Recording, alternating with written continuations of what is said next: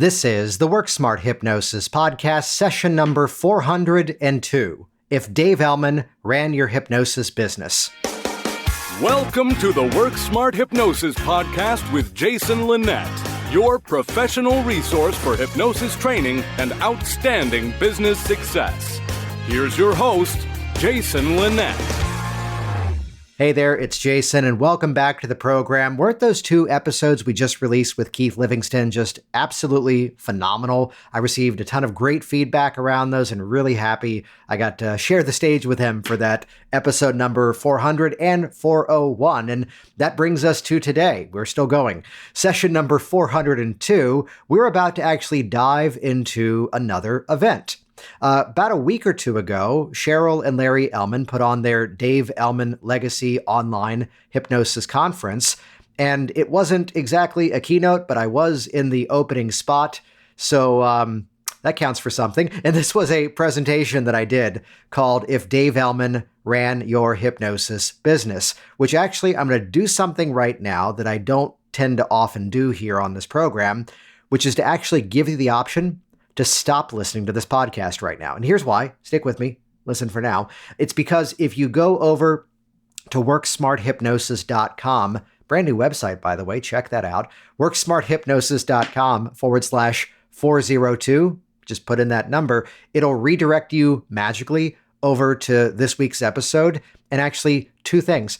On that page, you're going to find the actual video of the presentation that I did. So there are some relatively cool visual elements of this presentation. Works perfectly fine if you want to keep listening to the audio, though if you'd rather watch it rather than listen to it, worksmarthypnosis.com/402.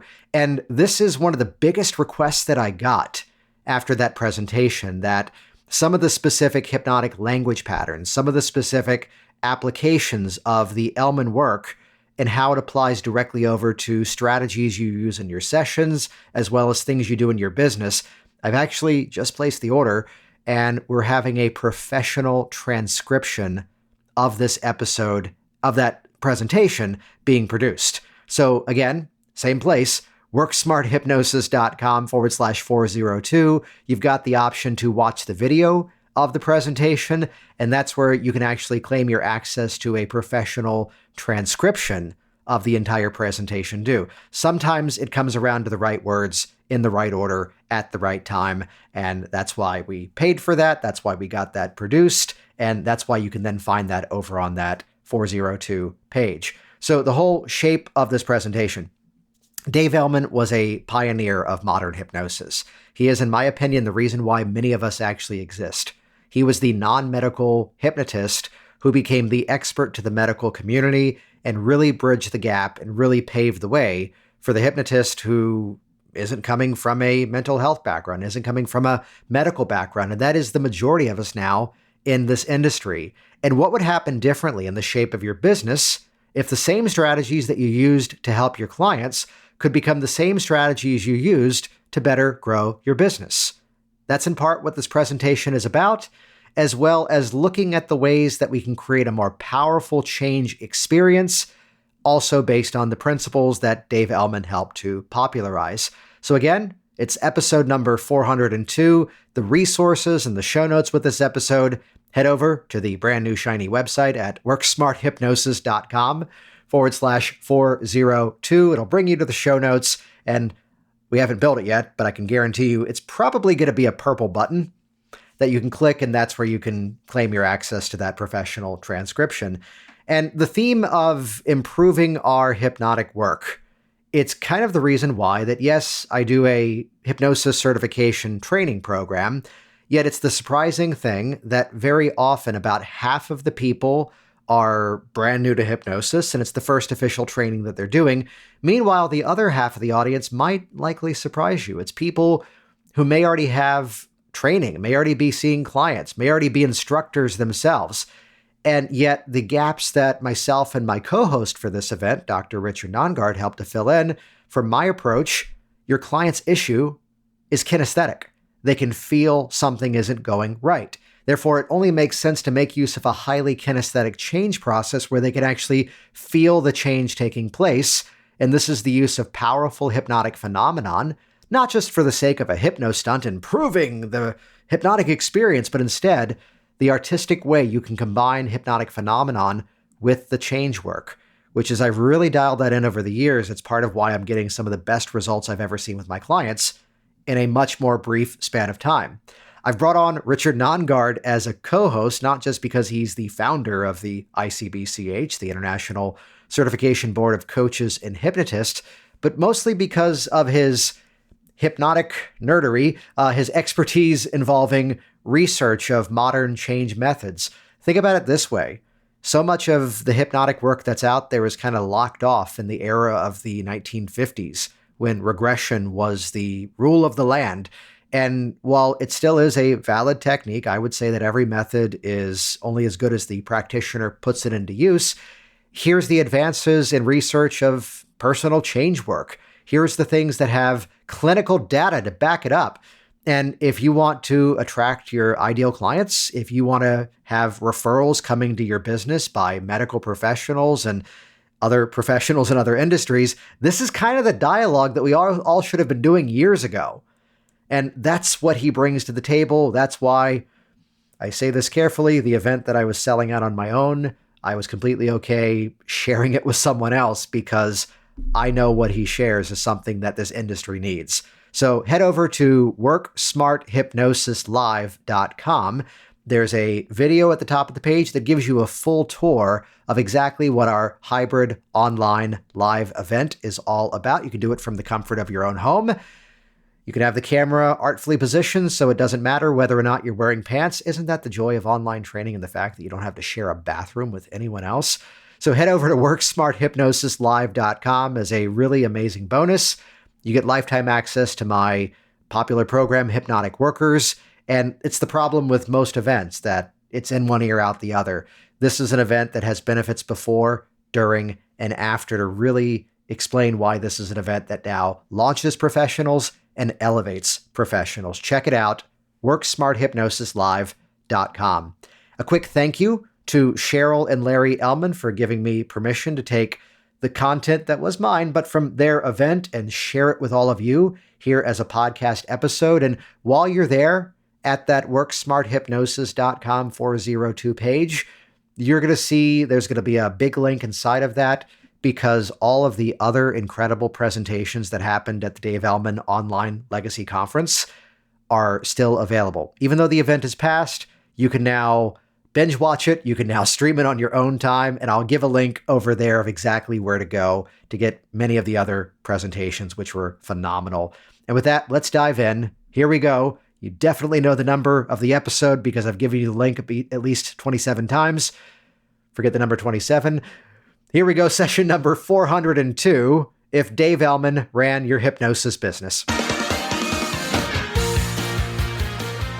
The theme of today is that of how do we begin to make use of so many aspects of the legacy of Dave Elman's work. And I'd kind of kick this off with two things before we officially begin. And yes, today is If Dave Elman Ran Your Hypnosis Business. Two things. One would be more of a sort of a mindset around training and education. The other part would be a bit of a story to properly kick this off here today. In terms of education, one of the mistakes that I often see people make is that they look at the information that they're learning strictly through the filter of the content. As in, here's a method to deepen the hypnotic state. Here's a method for inducing the hypnotic state. Here's a technique for helping someone to quit smoking. Here's a technique for this. Here's a technique for that. And the issue that we run into is that actually begins to really, pigeonhole our learning in our journeys as professional hypnotists. So what I tend to say is often look at the bigger context in terms of what you're learning, what the things actually accomplish, what the strategies actually begin to create, and learning from this filter of not just the context, but also, yes, the content. So as you go through a training, perhaps, yes, we're learning specific methods for change. Yes, we can read the hypnotherapy book and go, oh, I can use this specific nuance for regression. And this is part of a story as to how Cheryl, Larry, Sean, myself, several others who have really gone through those original Dave Elman audios. They're kind of hard to organize for a rather positive reason. It's sometimes those little tangents. It's sometimes the way that he may be giving a lesson on this specific method and suddenly it's this aside that changes everything you do. And he's talking about it in the context of a pain relief technique, and suddenly you're realizing, oh wait, I can use that for habits and behaviors. And the real core of what I'm about to share with you, of if Dave Elman ran your hypnosis business, comes around from some of those very specific anecdotes, some of the specific quotes. And one of the ones that I consistently will use and absolutely love would be, if you follow my instructions, I know I can help you. If you're not willing to follow my instructions, I don't know a thing in the world that will help you, which is a bit of a paraphrase. And it brings me to a story. It's this woman, it's around 2015. And on the phone, the conversation about quitting smoking is going in a slightly different way than normal. I'm hearing a lot of the language of, well, I know I need to quit smoking. I'm not sure if I'm really ready to quit smoking. And that would typically be a red flag for a lot of us. But there's something about the other stories that she's saying, the specific intention as to why she's reaching out to me that specific day. One of the big questions I always ask in a consult is, why now? What's the turning point? What's the reason that we're having this conversation right now? What's the impulse to actually be here in this conversation, even before you maybe even considered hypnosis to quit smoking? What was that turning point? And it's been 8 years at this point, so I don't remember the specific detail of that, but something told me to keep the conversation going. And so I say to her, quoting a paraphrase of a classic Elman quote, if you follow my instructions, I know I can help you. And a little bit of expansion on this one. If you're not willing to follow my instructions, I don't know a thing in the world that will help you. And I want you to realize that's a statement that has nothing to do with hypnosis. So what do you want to do? And she goes, how soon can I come in? Now, I'll tell you, the session then played out to be very different than the way that I normally work.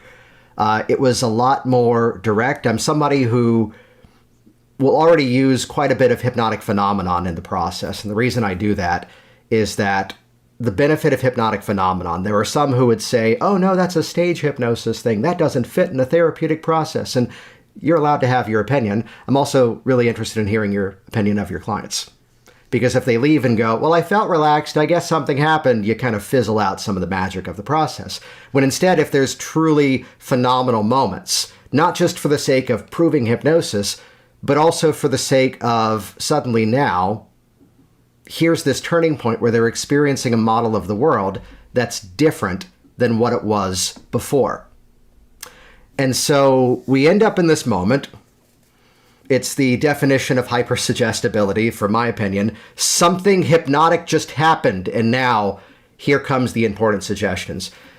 In the words of a good friend who's here, if you can stick him to one thing, you can stick him to something else. Thank you, Sean Michael Andrews. There's this moment where it's not that I'm telling you that your hand is stuck to the chair. It's that I'm telling you instead it's as if your hand and the chair have become the same solid object. So one part of your mind might be thinking it's as if it's stuck, but really it's as if it's just become fused and bonded and, molded together with that chair. And notice now, the more you try to lift it, it sticks even tighter. And this is all pacing and leading. As you do this, here's the result. As you do this, here's the result. As you try to lift up that hand, it sticks even tighter. Give it a try, sticks even tighter. Here's the part you might be talking about later. The rest of your body can keep relaxing. Open up your eyes, look at that hand, it sticks even tighter. She opens up her eyes, looks down at her hand, says a compound word that I'm not going to say here because I'm going to be more polite. Let's just say the compound word. The first word began with the letter M. The second word began with the letter F. Yeah, that one. To which, again, here was the opening to then go, you know, it's really cool. I haven't even yet mentioned your other hand, and that one stuck too. And she says the word again.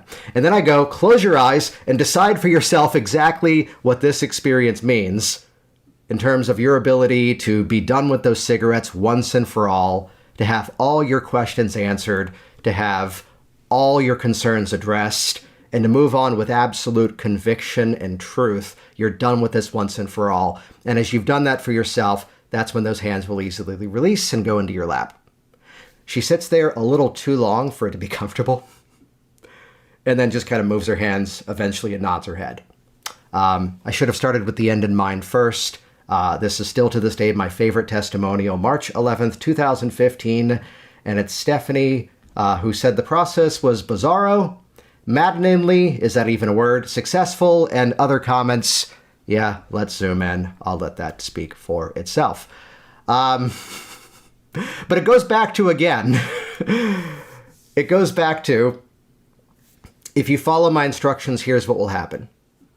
And I'd say that's one of those bigger takeaways from Dave Elman's work, that there's this extremely conversational, if not appropriately mechanical style to the work, which is wonderfully Pavlovian in nature. You know, as you do this, as I ring the bell, the dogs are fed. Ring the bell, the dogs are fed. Ring the bell, the dogs are expecting it. And as you do this, here's the response. Let's throw in a dash of Milton Erickson here. That's right. And by doing so, we're conditioning a set of responsiveness. And if only that wasn't a wonderful definition for suggestibility in hypnosis. And with that, I want to say welcome to everybody. My name is Jason Lynette. So cool to see a lot of you here this morning. We're also doing something kind of cool just to call this out. I run a free community online, the Work Smart Hypnosis community. We are simulcasting this there right now. So those of you watching this, if you're not part of the Dave Elman Legacy Conference, links up above, join us. There's a bunch of other phenomenal presentations coming your way this week. Sean mentioned this. I do a podcast called the Work Smart Hypnosis Podcast. It's gone out ever since June of 2014, and actually yesterday, episode number 400 came out. Party dance, I didn't set up my confetti graphics here. And the whole story behind this actually, in ways, is modeled after part of the legacy of Dave Elman's work. The structure, if you didn't know this, of how Dave did his trainings. He was technically the one, this was meant to be a negative term at the time, lay hypnotist. He was the one non-medical person teaching a staff of medical professionals, doctors, surgeons, nurses, and so forth. And they would workshop methods. The physicians would go off and practice the techniques, and then they'd come back. So there was this wonderful collaborative art form to the entire process. And it was about 8.5 years ago that I launched this program, because you'd go to a conference, you'd go to an event like this. It's so cool. We've got the cafe running throughout this as well. And it was those conversations with other professionals. And I will quote Scott Sandland, who somewhere around episode 210 goes, "Oh, you're really serious about this. You're going to keep doing this." Yeah, episode 400. Listen to this episode. Part 2 comes out next week as well. This is the standard part of a presentation, though, where I share with you the personal photos as a trick to build rapport even faster. Cute family. Sean mentioned Virginia Hypnosis. After running that for a dozen years, seeing at times 25 to 35 clients a week, shut the doors, moved 1,000 miles south. I'm now here in Orlando, Florida. This is my home office. I do everything online. And my premise with anything of a business nature here today, you're going to see how we're going to bounce between both strategy of technique as well as business strategy. And it's all the same, by the way. My personal rule is that I will only ever share something with you from a hypnotic technique standpoint or even a hypnosis business standpoint, only if it's something I've actually done myself. That you're running into this sometimes. There's people out there who are teaching things from a perspective of theory. And this is a photo from September last year. There's a software company called ClickFunnels. They do an award called the 2 Comma Club, which is where if you can prove you've brought in 7 figures of income from one specific page, you get that award. And there it is. Still hasn't arrived yet. It's eventually going to replace the Spaceballs poster. So with that, let's officially dive in. This is if Dave Elman ran your hypnosis business. I'm going to kick this off, though, with one of my favorite strategies, which is that of selling the next step. And the best reference for this is to look at the progression of the Dave Elman induction. There's something out of how every step leads to the next. And conversations that I've had with Cheryl and Larry over the years, interactions I've had with others, you would sometimes hear from other schools of thought, yeah, but there's not like one solid script of that process, which is right there the issue. It's not a script, it's a process. Many of you that are here with us right now likely know that, okay, it begins with that small muscle catalepsy. And if you've heard any of us lecture on this before, no, that doesn't mean the eye muscle thing, but it could be. It could be one of many other things. It's that small muscle catalepsy. It's that brief deepening. It's the fractionation, the large muscle catalepsy, the amnesia by suggestion, and deepening throughout. And to look at how, here's the runner. Here's the runner who is running this race. And specifically, there's hurdles. There's hurdles that are there, and they can't jump the third hurdle until they've jumped the first one, until they've jumped the second one. And this is how, there's a nature of how I interact with my clients, which would be that as a bit of an expectation, and this is actually going to be reiterated here in a moment, by the time we're done, you're going to see how it's as if there's like several specific components of the process we're going to do together today. And if you were to reverse engineer everything we did after we've done it, it becomes extremely clear how, like hurdles, we're only ever moving to the next step when I see that both of us are completely satisfied that the changes in motion and the previous step got the desired result. From a personal perspective, I've leaned into a place of what I call respectful impatience. And this is one of the big reasons why nowadays I used to work with everything, yet at this point I've become appropriately greedy. I only work with entrepreneurs with business-related issues concerning their emotions, their goal setting, and so forth. Some of it gets into the linguistics of their offer structure and their marketing. And I also work with stop smoking. And the reason is, those are the things that I found. We don't have to play the game of fingers crossed, hope it works, let me know how it goes. These are those categories that I see we get that instant gratification. So looking at the nature of the progression of the Dave Elman induction, there's something to be modeled by the content of it, because we're only ever moving to the next step when you've actually got that thing accomplished there. Likewise, it builds in this natural embedded convincer because they're getting this gratification, they're getting this ratification the whole way through that they did something and it went well, and now you're moving to the next step. And to take that idea and bring that into your entire process, to bring that into your entire structure of your work, and even to kind of call that shot in advance. I have a book I wanted to reference. Dr. Marvin, I think it's Dr. Leo Marvin, wrote a book all about taking impossible tasks. He was primarily, I believe, a psychiatrist who was working with people with extreme medical conditions. And he just had this skill set to take concepts that these people, based on their diagnosis, based on their life situations, would find to be impossible. And by breaking them down, the name of the book is Baby Steps, by breaking them down into those individual steps, it became very easy. And I'm just seeing if anyone else here is smirking. That is the book of Richard Dreyfuss in the movie What About Bob with Bill Murray. Three of us get the joke. But the key here, if Dave Elman ran your business, the thing to model out of this progression of the Dave Elman induction is to sell the next step. So let's talk about this from a business standpoint.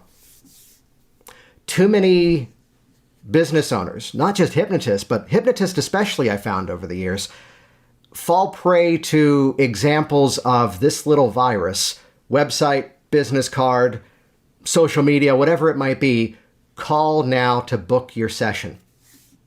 And Sean mentioned that my origin story began with stage hypnosis. That was the first thing that I saw, and I got really fascinated by that. I would say, though, in retrospect, I've since retired myself from doing that, but I was more the stage hypnotist with the hypnotherapist heart. It wasn't about comedy club show. It was about what issues are your school, your corporation facing? How can I blend your message into my program? There's a time that I'm doing an assembly at a school. I'm unloading the sound system from the car, and a kid goes, "Hey, that's the hypno guy." That is the official title, by the way. "Hey, there's the hypno guy. I'm not going to volunteer for your show." And I turn around politely and just have to ask, "Have you ever seen one of these programs before?" He says no. I go, "Okay, so if you've never seen it before, how do you know you don't want to be a part of it?" And tell you what, I've got to go set up, and I'll leave it entirely up to you. Yet there's some really cool things I'm going to do with the crowd out in the audience. And one thing involving holding your hands like this, and when your fingers touch when I do that, and by the way, they will, when those fingers touch, then I want you to make that decision. Just not even about me. It seems like a better way to live your life, right? And I then do the warm-up in the program, I do the moment, and I see that's the first hand up in the air. So this comes back to the call now to book your session.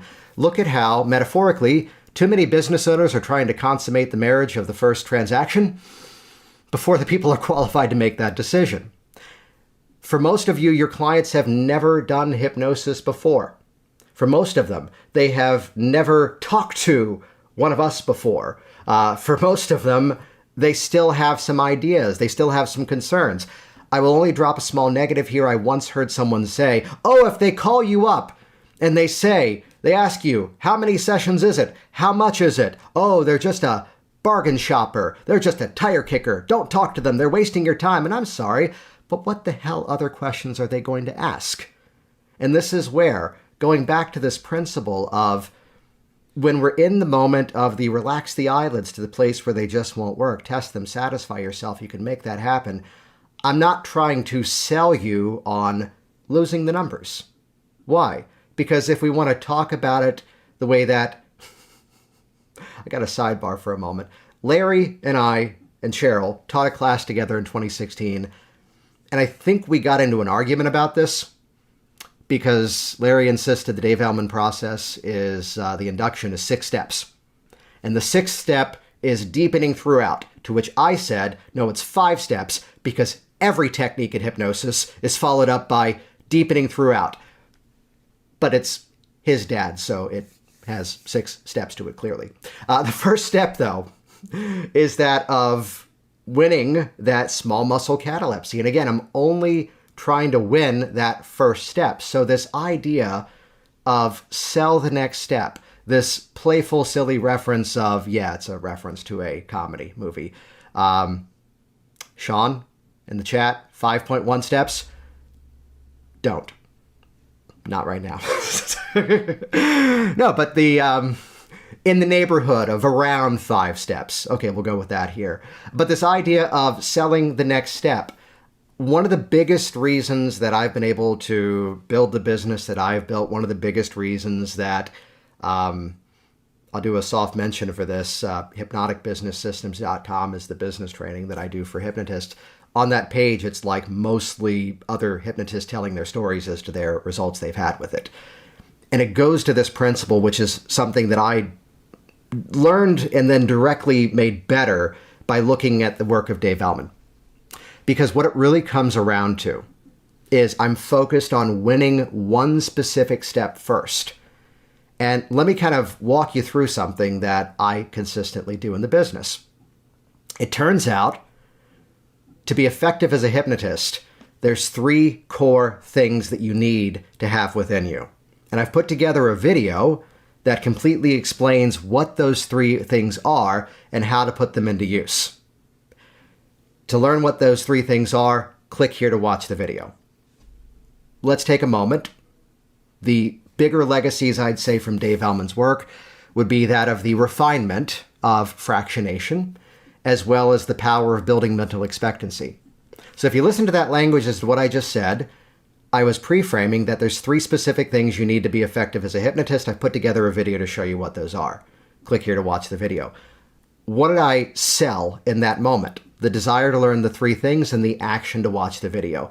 Video then plays when people click that link, which, let's say it's the trainings that I do, and those 3 things are the filters of confidence, creativity, and flexibility. Well, that opens up another loop. How do I create that? Which is why there's a button below. Here's our event coming up starting soon. Let's put this into the context of a client situation. It would be, big fan of using the listicle format. It's not an article. It's not a list. It's a listicle. Here are the 3 things you can do right now to prepare all aspects of your mind, conscious and unconscious, to be done with the cigarettes once and for all. Click here to watch the video to learn the 3 steps. Video plays, and then listen for this little magic language. Write this one down because it's been worth a lot to me and many others too.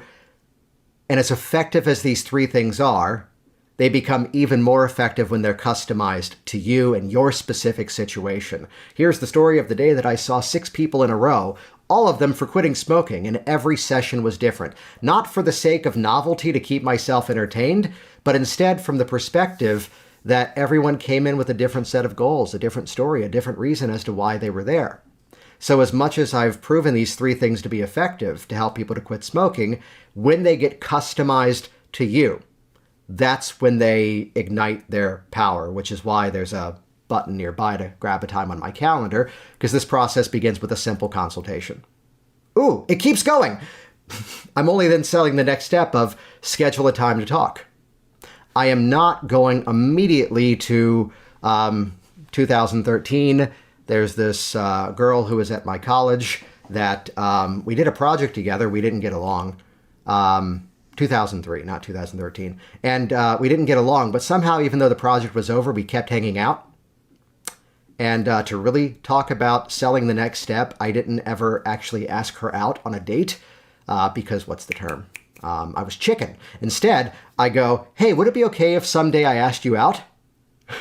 We call that pre-framing. She said, yeah, I think so. Are you asking me out? No, I might. And then later on, somehow we ended up on a date. First date, November 8th, 2003. I didn't walk up to her and say, you and I are going to have children. No, that'd be weird. And does this spray smell like mace? No, instead, there was a natural progression of dating. First date. This won't turn into anything serious because your ex-girlfriend's a friend of mine. That played out. To then eventually continuing to date, to eventually then moving in together. Then came the cat, then came the dog, then we bought the house, then came kid number 1, kid number 2, and we've now, this year, will have been married in November, 15 years. First date would have been 20 years ago this November. So look at how this sell the next step concept, and look at that progression of the Dave Elman induction. You know, the bigger nature of our hypnotic work, I'd say that the quality of the process you do is directly proportionate to the quality of the intake. If you're ever in a session and you don't know what you should be doing, it probably means there were more questions to have been asked at the beginning of the process. And the power of the questions that we ask directly correlate to the quality of the work that we do, which brings us now to point number 2 here, that of creating desire in advance. My favorite story about this is the classic story right out of the Green Book, the magic spot. For those that might not know this, probably an application of glove anesthesia. Let's create a sensation of the hand feeling numb, transfer it around, it's pacing and leading, and as you move it, it gets even stronger. And as you move it, it gets even stronger. And eventually, Elman would train the kids, the doctors, to train the kids to then transfer this numbing sensation to the fingertip, transfer it up here to the tricep area, and then if the doctor gives you the injection, tell them where your magic spot is so you don't feel it.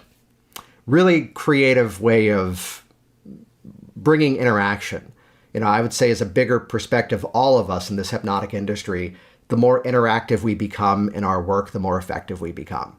If you're there doing, again, fingers crossed hypnosis, the person's laying in the chair and they're relaxed, they look like yogurt splattered in the chair, and you're just assuming that because they look relaxed, they've now become a sponge, and the hypnotic suggestions are going to stick, might be explaining why sometimes you're not getting the results that you want. By interactive work, it's getting that emotional and practical buy-in from the client in real time. That's one of those strengths to be modeled from that magic spot there.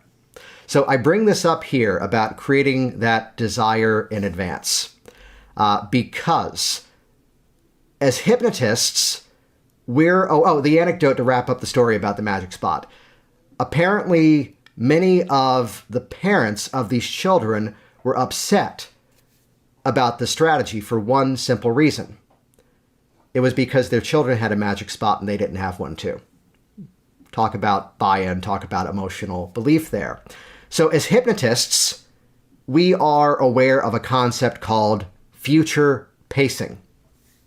And not to try to throw a new name out there and claim it's brand new, this is an elevation in a marketing strategy of an expansion of future pacing that I now call product pacing. And it's a very simple linguistic strategy, which is I am going to speak to you as my client as if you're already in the process, as if you're already in the change work. There's a time where I used to hear something consistently, if I'd go to conventions, if I go to various meetups like I used to run. I only can see but like maybe 2 or 3 clients a week because they come in with their problems. And it's just this transference issue. When you hear the stories of what some people have gone through, it takes a lot out of you. And I'm not going to do the thing where it's like, in the chat, say if that's you. No, because you'll see why. If you've ever said that, if you've ever felt that way, I need to tell you, you are associating with the wrong part of your client. If you identify with your client as their problem, I got to tell you, the two of you are going to stay there longer than necessary. If you see your client as their result, if you go into some self-hypnotic process and identify with your client as the result and see them for where they're going as opposed to where they've been, every process now becomes good to great. Every session becomes peak performance. And yes, there are people who have gone through things that people shouldn't have had to have gone through. Absolutely. Yet it doesn't have to define the rest of their life. Are you associating with that old story, or are you associating with that future pacing? And in this case, product pacing is a slight way of tweaking this. And yes, it is a bit of a persuasion strategy. The disclaimer here is only ever use your powers for good. Only ever do these things if you know for a fact you absolutely can help that person. And it's because that person has reached out from a position of, I want help with this. Therefore, isn't it also in your ethical responsibility, provided you know you can help them, to do whatever is appropriate to help them make that decision? Because, well, as much as we're having this conversation now, you're going to see the forms that I'm going to send you give me a little bit more information. That way I can best prepare for exactly what we do in the first session. And even better, it's the feedback of what changes have you noticed, what else needs to be addressed in that second session, and so forth. That's what helps me to best help you get this result in the fastest and easiest pathway possible. For those statements to be true, you need to have already become my client. I only send you the forms if you've already signed on with me. I'm only recapping the first session if you've already done the first session. And so it's this covert thing about talking about what is going to happen in the process. I've cut the word if out of my language in these dialogues. Well, it's not, well, if we decide to work together, it's this, if it's that. No, instead, it's, well, you're going to see by the time we hit that second appointment, here's the focus of what we're working on.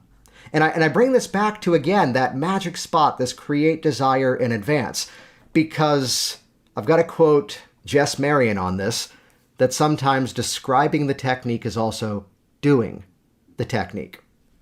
That by bringing people into that experience, by bringing people into that awareness as to this is what is going to happen, and not if we do this, here's what's going to go there.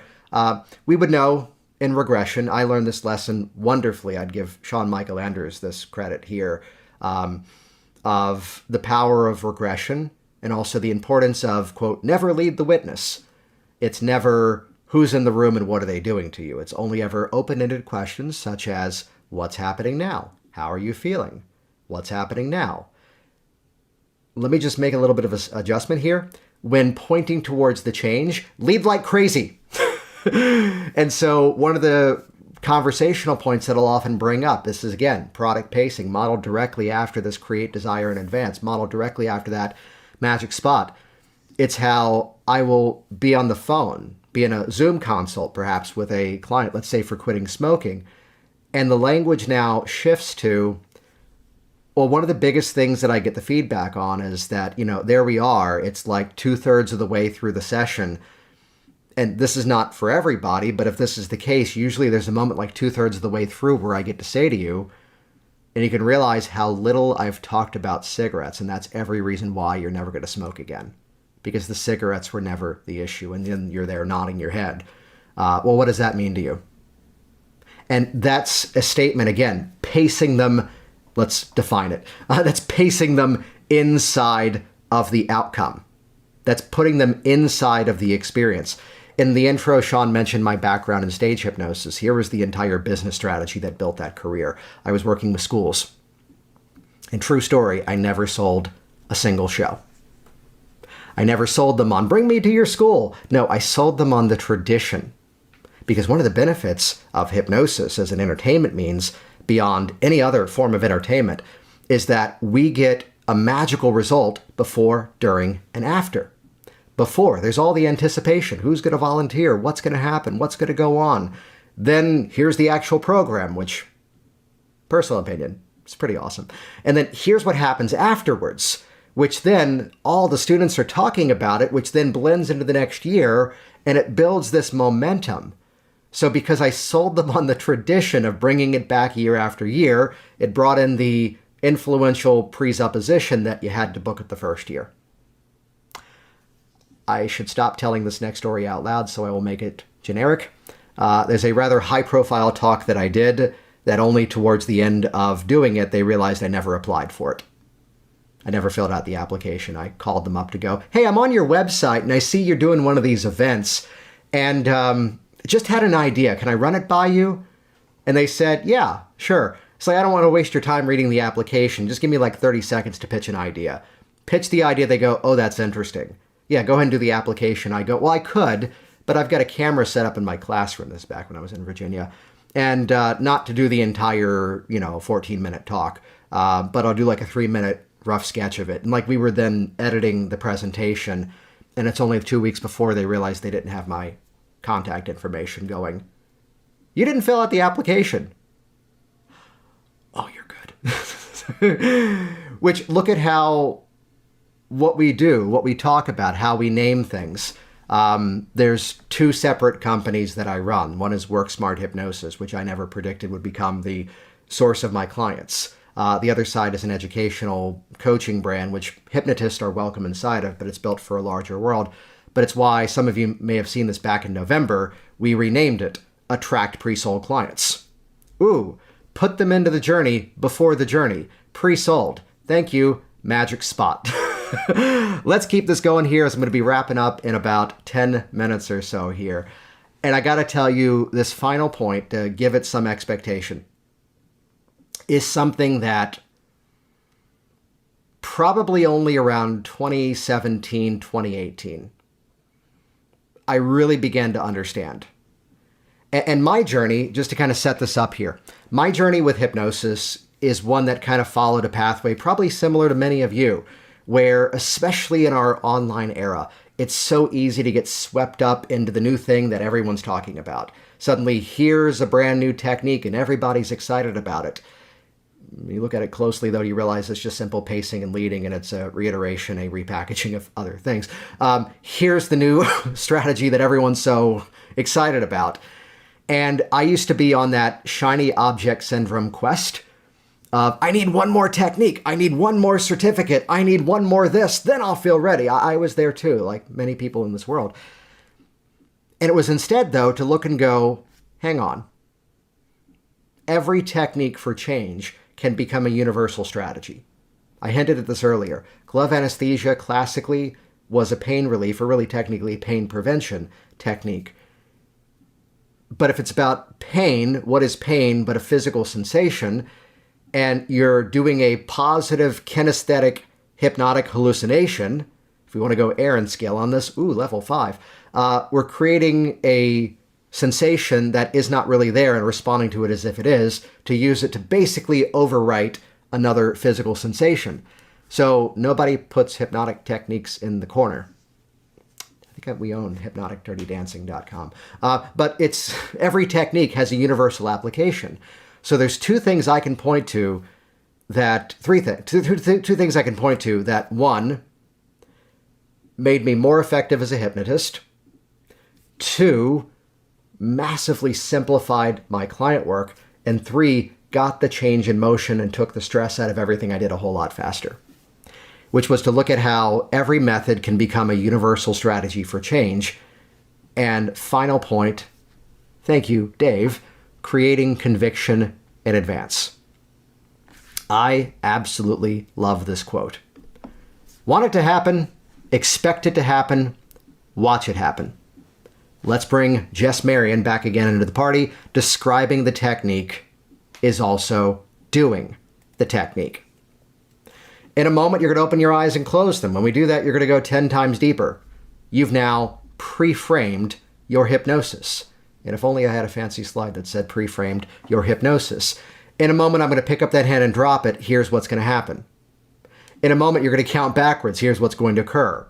In a moment, you're going to transfer that numbing sensation over to that finger and move it over to your arm so that if the doctor gives you the injection there, you'll do it without discomfort, without concern. It's all pre-framing. It's all creating that conviction in advance. So here's the expansion of this. We all are aware of the hypnotic pre-talk. And let me draw a bit of a line here, because the classic hypnosis pre-talk is, you're not going to do this, you're not going to be made to do that. If you go to worksmarthypnosis.com, which, by the way, any day now, version 3.0 of the website will pop up. It's the same site, just better. But whatever iteration of it, top of the search, just type in the word pre-talk. Episode number 1 that launched it 8.5 years ago was the all positive pre-talk. I'll let that just kind of stand on its own to go check that out. I'm going to use the word pre-talk, though, in an expanded sense. Because what can we model from Dave Elman's work? The power of setting mental expectancy. The power of creating that conviction in advance. So the reality is now, I do a pre-talk in every single session. Even if it's the third time we've met, even if it's now morphed into, I don't do a big push. I think this was the podcast episode 2 weeks ago about working with ongoing hypnosis clients. And no, it's not, well, we've worked together 27 times. One of these days it might stick. No, it's the person who goes, hey, this solved a lot of problems. And I know I could use the techniques you've already shared with me, yet I know I get a faster response if I work directly with you. What would this look like if we kept at this? And I've got people now who I might have seen for the first time in like 2012. And there are some cynics in our world who would go, oh, you're creating dependency. There's people who work with a coach. There's people who, and again, we're not working on the same thing over and over. And this is a small percentage of the people that I work with. But even if it's my dude that I'm seeing next week, and I've stopped counting, it's dozens of appointments over the course of many years. And sometimes it's like several months since we've seen each other, and just he's locked in at a certain rate, which I sometimes regret, but he's wonderful for me. It's every session has a pre-talk. And the best way to explain this is what I'm doing here. The best way to explain this is that I am giving you a bit of a play-by-play of exactly what we're about to do in the session before we do it, followed by 2 magic words, which, for those of you that get hung up on the old stuff that says visualize, no, you say imagine, picture, or just think about. What I'm doing is I'm giving a play-by-play. Okay, so, excuse me. So based on what we've talked about, we're going to do X because of this reason, Y because of that reason, and Z because of this situation. Make sense? And there's a magical follow-up here. And as we do that, how do you see that affecting this issue? They're telling me. Let me be the first to just throw myself under the bus here. Which would be Jason's really good at freestyling the hypnotic techniques. No, I ask good questions and then I utilize it. We're going to do this in the process today. Make sense? I'm going to give you some examples here. Every technique gets a pre-talk. Now, here's the thing. I may not necessarily talk in expert speak. I'm not going to say, well, today we're basically going to do regression to find the ISE, the reason why this issue came out, but then we're going to set aside that event and then do something called informed child to basically rebuild it. And they're like, I don't know the words you just said, and then you can just go sleep, because that's a confusion induction. Don't do that. Instead, I'm going to metaphorically describe the process, and the main reason I do this one for regression is because I want them to understand, in my opinion, 90% of the process is about where they're going. 10% of it is just that shingle to hang the change off of from a metaphorical perspective. It's more about the death and resurrection story than it is the, now I have insight, otherwise the danger of insight alone. Now I know why I have this fear. I still have the fear though, but now I have reasoning and logic why I have the fear, which means I feel even more fearful. Now I know why I'm so anxious.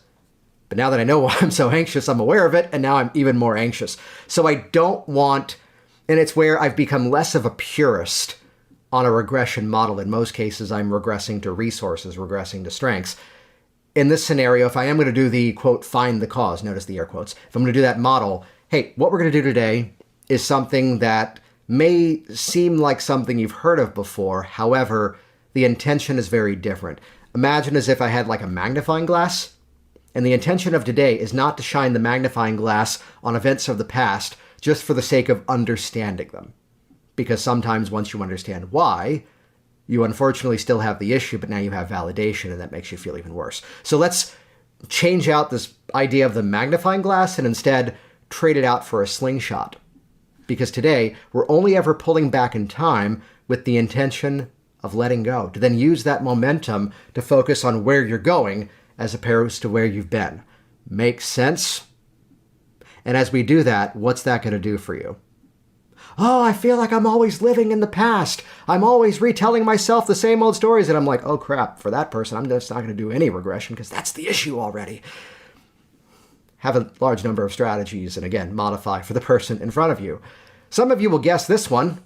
So basically today, it seems as if there's some kind of an inner conflict going on. So there's a process we're going to make use of where it's as if inside of your mind, conscious and unconscious, there's part of you that wants this and part of you that wants that.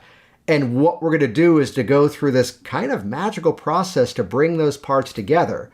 And rather than two parts working in opposition, let them fuse into one new thing that now gives you every ability to live the way that you want. Make sense?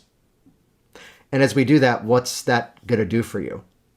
I'm taking notes, whatever they say, which my parts process is rather kinesthetic. It's a double arm levitation coming together into a hand lock, sort of testing convincer. And again, like the Stephanie story I kicked off with, the hands separate as you free yourself of this issue. I've walked them through. Jess Marion, thank you. Third reference.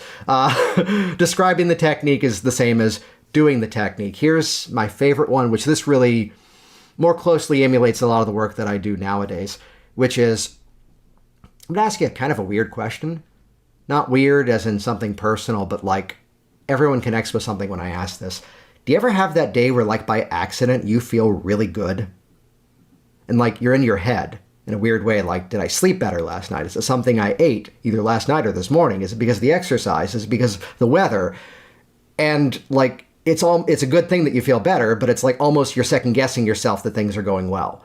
And I always hear a yes to that. So what would happen if that wasn't just a maybe, it was instead a thing you could activate on demand?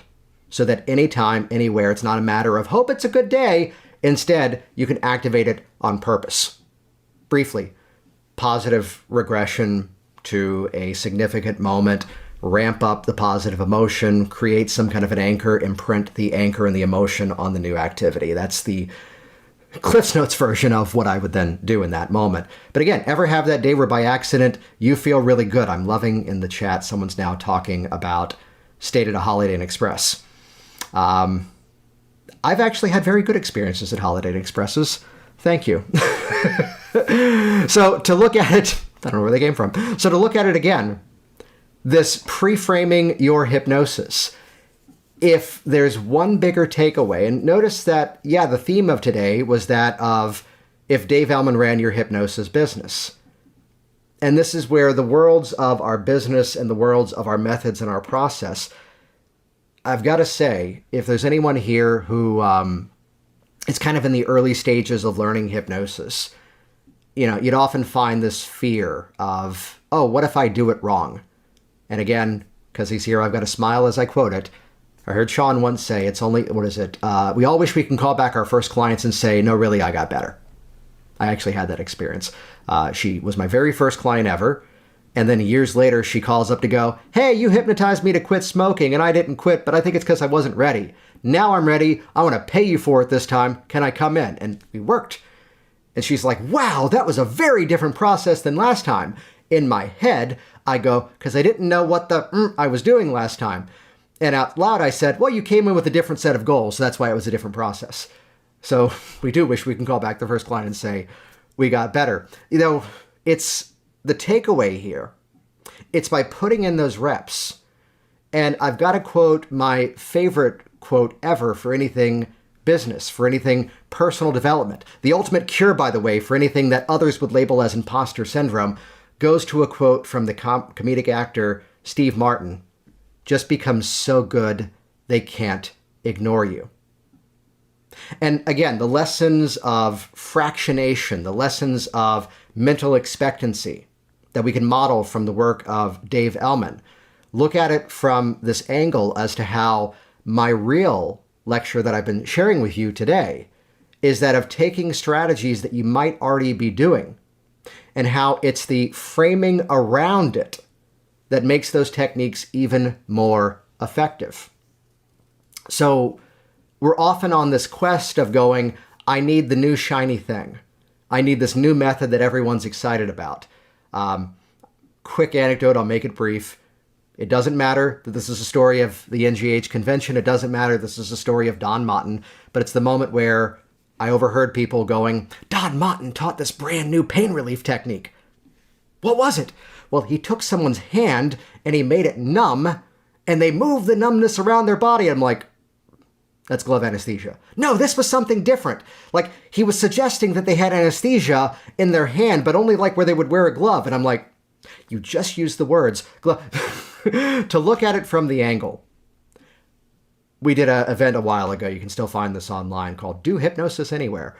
How do we modify a technique to be effective online? What is it I'm convinced this technique needs to do? What's something else that satisfies the same goal? What's something else I can do that satisfies that same value? Oh, I need to pick up the hand and plop it down. Oh no, I can't reach through the webcam and grab their hand. I can't do that. What does that do? It's a test for large muscle catalepsy. And my variation of that is, in a moment, you're just going to pick up your hand a few inches off your lap. Just let it plop down. And I do that on camera before the session begins so they can see the physical wobble. And I see I'm getting that full larger muscle catalepsy there. All this stuff can easily be adapted by pre-framing your process, by creating that mental expectancy. And even so, by looking at it from that angle of simply selling the next step. So wherever you are right now in your hypnotic journey, I would suggest to you that's exactly where you're supposed to be right now. And with each and every session, you find yourself getting more confident. With each and every way you look at every technique you'll learn through the rest of this incredible event, through the rest of your career as a practitioner, as really unique things happen with your clients, and you're like, that was awesome. How do I make that happen every single time? It was my guy who years ago said, you know what made that so effective? You barely talked about cigarettes. That's what I needed. Because that had nothing to do with the issue. I'm like, oh, I'm using that now. Jason Linett here once again, and as always, thank you so much for sharing this program on your social media streams, interacting, not quite with the guests this week, though I'm my own guest on the episode this week, but send a huge thank you to Cheryl and Larry for giving us permission to let it be okay. There's some conferences out there that I've had my wrist slapped for setting up a camera, even to fill it for myself, and I don't speak there anymore. That was positive. Head over to the show notes. WorkSmartHypnosis.com/402 is the extension. That'll bring you to the show notes where you can actually watch the video presentation of this if you want.